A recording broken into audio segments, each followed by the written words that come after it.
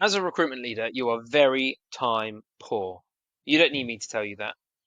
You live it. You know you've got no time, right? But you also understand the benefits of training, coaching, and developing your team. But you're in a catch-22 because you really understand it, but you don't have the time to do it.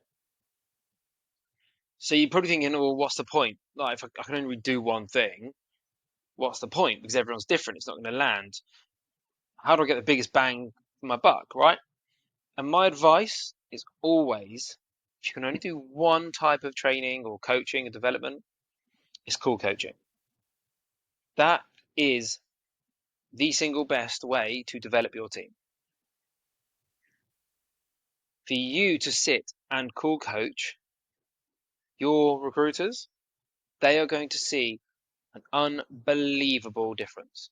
So if you don't have call recording functionality on your current phone system, change phone system, because it's crucial for more reasons than call coaching to have call recording, right? There's plenty of VoIP systems out there or call recording softwares. Some things even have call recording in them, right? So whatever you have to do, make sure you can record your calls and then build in time into your schedule to do call coaching. It feels like it's a big time investment, but the more you do it, the quicker you get, the better you get at it. So why do I always suggest call coaching? Well, a recruiter is only as good as the calls they make, right? If they make rubbish calls, they're going to be a rubbish recruiter. If they make great calls, they're going to be a great recruiter. That is a trend I've seen throughout all my time in recruitment, all the coaching I've done. It doesn't really matter about any of the other stuff. You could make 100 calls a day, they're all rubbish, you're not going to get anywhere. You can make 10 calls a day, if they're all fantastic, perfect calls, you're going to get some value. You don't have to be the most knowledgeable person in the industry, but you will become knowledgeable from those calls. So it's the quality of the call. So if you can nail down your recruiter's call quality, then you're going to see unbelievable growth from not just the recruiter, but the agency, right? So there's a few different ways you can do it. Personally, I like to have listened to the call before I go into the call coaching. I've done it multiple ways, but I always just feel like they get a better session if I've listened to it beforehand, because I can come in with some notes pre-prepared. I can take my time to really think about certain aspects of the call and make good quality notes for them. Or you can just do it live and listen to the call together for the first time. But I would always say don't do live call coaching, because that is a waste of time, because as we know, people don't pick up. So you're sitting there for 2 hours and they might have only made one phone call and it was gatekeeper. I've been fobbed off. So make sure it is a recorded call. You've listened to it beforehand.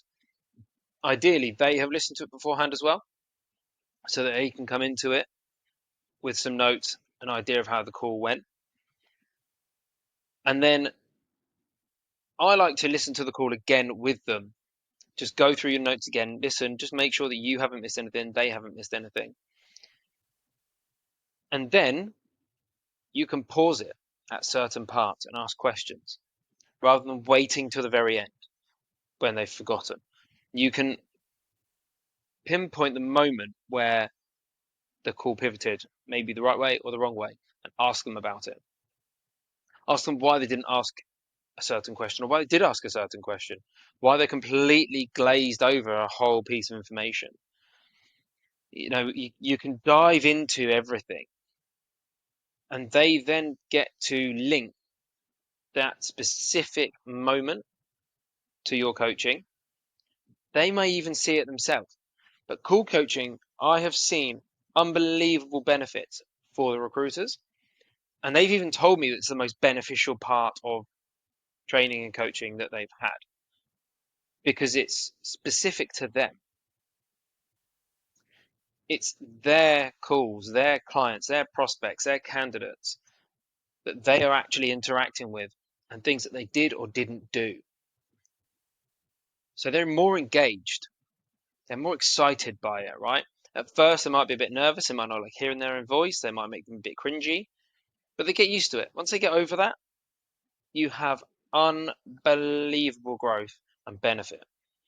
Another way you can do it is in a group setting. So you can get a couple of recruiters together, listen to a few of their calls, and do the same process, but they're critiquing each other's calls, which some people find that a bit awkward and a bit cringy.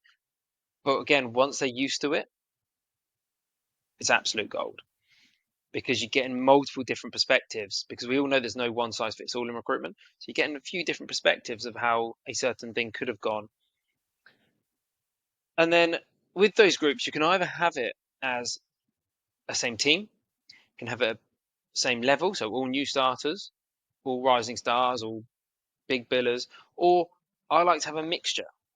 So you're hearing some new people's calls, you're hearing some people who have got off to a really good start, nailing the basics, and they're just starting to push a little bit further. And you're getting the people that have been doing it for years and are big billers, because you get to hear different styles. The the new starters call will be 100% different to the experienced person's call, but that doesn't mean that one's right and one's wrong. The experienced person, you'll be able to pick up things that they've missed, bad habits that they've got, and ideally, the other recruiters will pick that up too. So then you're pushing your experienced biller to be better at something that they're already really good at recruitment. If they can make their calls better, back to what they were when they started to become really good, and bad habits hadn't really hit in, then how much better are they going to be? The rising star is going to come out of it with more coaching. They've heard what the experienced person is doing. They've had some tips from the experienced person and from you, and maybe even from that new starter who's picked up on something that they haven't done. They're going to get better, and ultimately your new starter is going to get better because they're hopefully going to be the one with the most to improve, and they're going to just hear lots of different reps of different people rather than just their own calls. So call coaching is 100% the best, most efficient and effective way of coaching your team, because you can talk about other things rather than just that call. You can talk about the entire process. You can talk about the situation of that call. How have you got to this point, and where can you go after? Or where did they go after? What happened? How could they have improved that process? Or what should they do as the next part of the process from this call? So you can start to build out from that in a whole holistic coaching aspect. So really what I'm saying is there's no excuse for not doing coaching and development and training.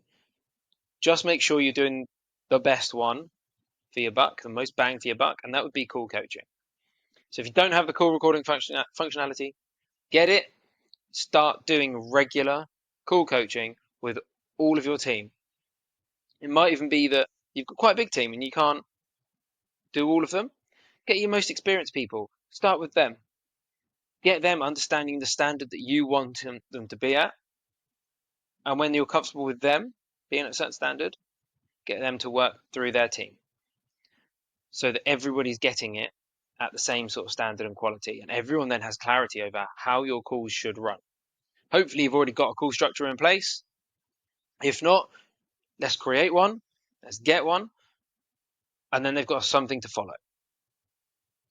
So, call coaching is the key to growth in your team if you can only do one thing for training.